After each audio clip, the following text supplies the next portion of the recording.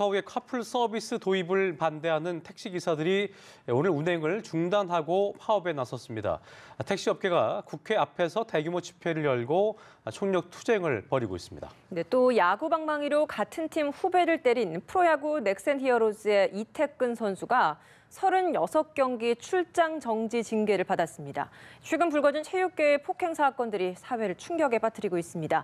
관련 내용 김영주 변호사와 짚어보도록 하겠습니다. 어서 오십시오. 어서 오세요. 안녕하세요. 예, 방금 보신 이제 카카오 카풀 서비스 도입에 반대하는 택시업계의 총파업 관련 얘기 좀 해보겠습니다. 일단 오늘 하루 총파업에 들어간 건데 일단 택시 운행 중단 그리고 대규모 집회까지 좀 벌이면서 택시업계가 이토록 주장하는 내용이 무엇일까? 다시 한번 정리를 해볼 필요가 있을 것 같습니다. 네.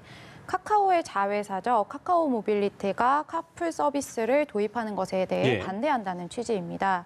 네, 카카오 모빌리티는 지난 7일 오후에 시범 운행을 시작하고 17일에 정식으로 서비스를 개시하겠다라고 했는데요. 네, 하지만 지난 10일 택시기사 최모 씨가 국회 인근 택시 안에서 자신의 몸에 신호를 끼얹고 분신 사망하고 카카오 카풀에 반대한다라는 취지의 유서를 남기자 정식 서비스는 정지를 했습니다. 네, 택시업계에서는 이러한 카풀이 일반화되면 택시 손님이 줄어들게 되고 업계가 고사하기 때문에 이러한 도입을 반대한다는 취지로 이번 지금 파업에 들어간 것으로 알고 있습니다. 국회 통과를 요구하는 법안도 있다고 들었는데 어떤 내용들이 있습니까? 네, 현행 여객자동차 운수사업법에 의하면 사업용 자동차가 아닌 일반 자동차로 유상 운행을 하는 것은 금지하고 있습니다. 하지만 예외 조항으로 두고 있는 것이 출퇴근 시간대 카풀과 천재지변 등으로 인한 사유인데요. 이러한 예외 사유로 인해서 카풀 서비스의 도입이 시작이 되었다라는 취지입니다. 따라서 이러한 법안을 좀 바꿔달라는 취지로 이제 여론이 많았고요. 이러한 택시 업계의 의견을 반영을 해서 국회에서는 현재 3건의 여객자동차 운수사업법 개정안이 발의가 되어 있는 상황인데요. 발의 내용에 의하면 출퇴근 시간대 이 예외 조항을 삭제하거나 혹은 이 예외 조항에 대해서 출퇴근 시간대가 정확히 언제인지를 명확하게 밝혀달라는 내용입니다. 그렇군요. 앞서 저희가 박수지 기자와 연결해서도 확인해봤습니다만 1, 2차 집회 때도 주최 측 추산 수만 명이 참가를 한 바 있는데 오늘은 보니까 더 올 것 같더라고요. 10만 명 정도가 참여할 것이다. 이게 전망이 나오고 있는데요. 택시기사 이게 절반 가까이 해당하는 거여서 또 아까 보니까 또 그 오후까지 계속 이어지다 보니까 상당한 어떤 파장이 예상되는 것 같습니다. 진행 과정을 좀 짚어볼까요? 네, 지금 앞선 기사에서도 나온 것처럼 약 10만 명 가까이가 운집이 되어 있다라는 내용이었는데요. 참가자들은 오늘 오후 2시 국회 앞 의사당대로 앞에서 운집을 한 뒤에 4시경부터 마포대교를 지나 마포역 인근까지 행진할 예정인 것으로 알려졌습니다. 집행부 일각에서는 국회를 포위하고 진입을 하겠다 이런 이야기도 있었는데요. 앞선 기사에서도 밝혀진 바와 같이 그런 일은 없을 것이다라고 나오긴 했습니다. 그리고 현재 또 국회 100m 이내에 집회와 행진에 대해서는 신고가 되지 않은 것으로 보아서 그런 일은 없을 것으로 보입니다. 신고되지 않은 것을 행위를 하고 집회를 하면 불법이 되기 때문에 그렇게 되는 거죠? 네, 맞습니다. 그렇게 진행을 하게 될 경우 불법 시위에 해당을 해서 처벌을 받을 수 있습니다. 그럼 보시기에 오늘은 폭력 시위 없이 평화 시위로 마무리될 거라고 보십니까? 일단 주최 측에서 신고를 한 내용에 따르면 평화 시위가 될 것으로 예상은 되지만 워낙 많은 분들이 계시기 때문에 그 분위기에 따라서 조금은 달라질 우려도 되고 있습니다. 네, 대규모 좀 집회 있다 보니까 이런 집회를 통해서 뭔가 좀 더 도출안이 나올 것인가에 대한 어떤 관심도 좀 쏠리고 있는 상황인데 아마도 이런 집회가 이루어지게 된다면 택시업계가 요구하고 있는 그런 부분들이 좀 수용이 될 수 있을 거란 가능성은 좀 어떻게 보고 계세요, 개인적으로? 글쎄요, 워낙 이제 많은 택시 기사분들이 자신의 의견을 한꺼번에 이야기를 하고 있는 상황이고 하지만 이 과정에서 여론의 공감도 같이 이루어져야지 뭔가 변화가 있지 않을까라는 생각은 해볼 수 있겠습니다. 어쨌든 그러니까 오늘 아까 말씀하신 대로 평화 기조를 좀 이어가야지 그렇지 않으면 여론에서도 상당히 좀 공감을 이끌기 쉽지 않기 때문에 아마 그렇게 잘 진행될 것이다 이렇게 정리를 좀 해주신 것 같습니다.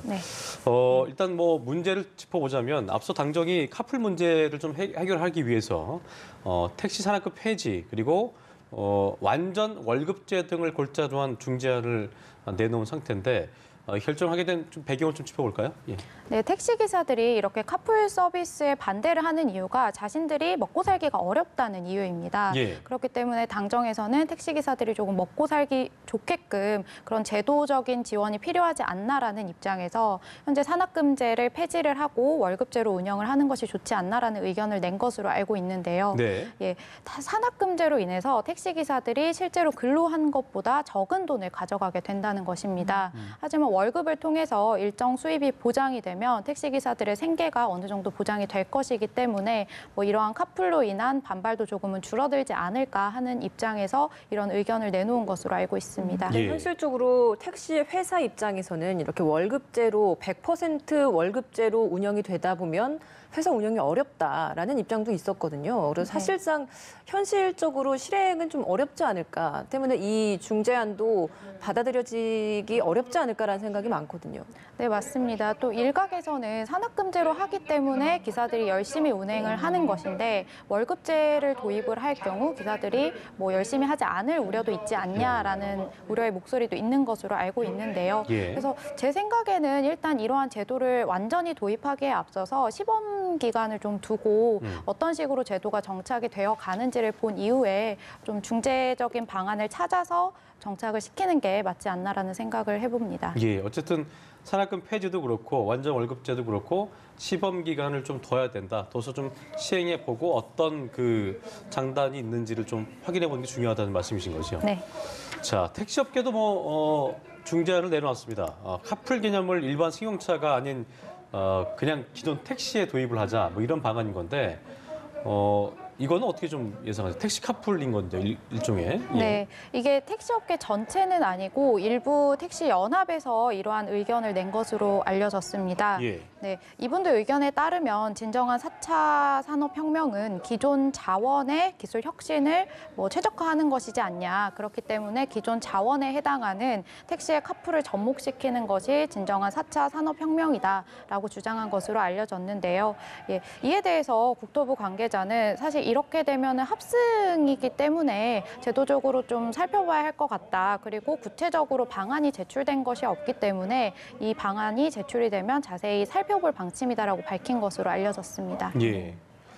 자, 일단 뭐 그 정부 차원에서도 공유 경제 또 뭐 키워야 된다는 말을 하고 있는 상황이기 때문에 시민들이나 국민들 입장에서는 이거를 아예 없애는 거다라는 건 또 안 된다는 주장도 많이 있어서 변호사님 보시기에는 어떠한 좀 그 절충이 좀 필요하다고 좀 개인적으로 생각하세요? 네, 이런 산업이 발생하게 된 이유는 기본적으로 불편함이 있었고 수요가 있었기 때문이라는 그렇죠. 생각이 듭니다. 예. 예, 이와 관련해서 이제 택시 연합에서도 자성의 목소리를 내고 있는 것으로 알려졌습니다. 뭐 예. 자신들이 뭐 산악금으로 인해서 난폭 운전, 부당요금, 뭐 불친절 등의 문제도 있었고 시간대별로 택시 수급이 불균형했고 예. 그리고 뭐 기존 택시는 심야 시간 이용에 불편이 있었다 이런 부분이 있는데요. 이런 불편점에 대해서 자신들이 뭐 자체적으로 개선을 한다면 이런 문제가 없을 것이지만 예. 뭐 이런 게 계속 개선이 되지 않는다면 그렇다고 해서 국민들이 불편함으로 인해서 이런 산업이 발전하는 것을 막는 것도 저는 뭐 타당해 보이지는 않는다는 생각이 듭니다. 예, 알겠습니다. 이번엔 네. 주제를 좀 바꿔보도록 하겠습니다. 3년 전 후배 선수의 머리를 야구 방망이로 때린 혐의가 최근에 와서 알려지면서 36경기 출전 정지라는 징계를 받은 이태근 선수와 관련된 이야기를 해볼 텐데요. 먼저 이 이야기를 하기에 앞서서 피해자와 가해자라고 지목되고 있는 두 선수의 발언을 좀 들어보고 이어가도록 예. 하겠습니다. 함께 보시죠.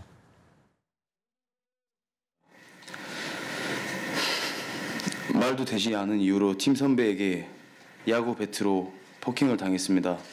방송으로라도 보고 기사라도 볼 수 있을 거니까 다시 한번 미안하다는 말 하고 싶고 그리고 어떠한 경우에도 폭력은 정당화될 수 없다라는 것을 다시 한번 말씀드리고 싶습니다. 죄송합니다.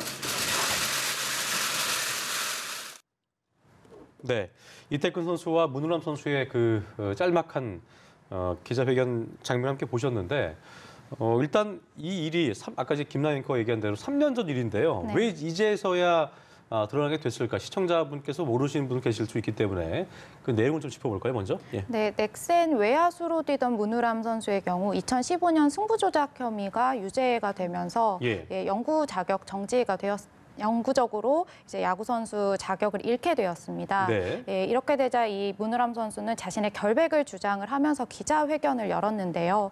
그러면서 브로커와 가까워진 계기에 대해서 설명을 하며 이 일이 밝혀졌습니다. 예, 문우람 선수의 얘기에 따르면 당시 팀 선배에게 야구 배트로 머리를 7차례 정도 맞았고 그로 인해서 뇌진탕 증세가 오고 얼굴이 부어올라서 굉장히 우울한 상태였다. 당시에 자신을 위로해주던 브로커가 그래서 친하게 된 것이다라고 주장을 했습니다. 네, 이 기자회견 이후로 문우람 선수를 폭행한 사람이 누구냐에 대한 관심이 높아지면서 이 사실이 밝혀진 것으로 알려졌습니다. 예. 오늘 뭐 영상에서도 봤습니다만 이 방송을 통해서라도 볼 수 있기 때문에 뭐 진심으로 사과한다라는 또 눈물 어린 호소까지 있었거든요. 예. 근데 뭐 징계 수위가 36경기 출전 정지예요. 근데 네. 36경기라는 게 정해진 특별한 이유가 있겠습니까?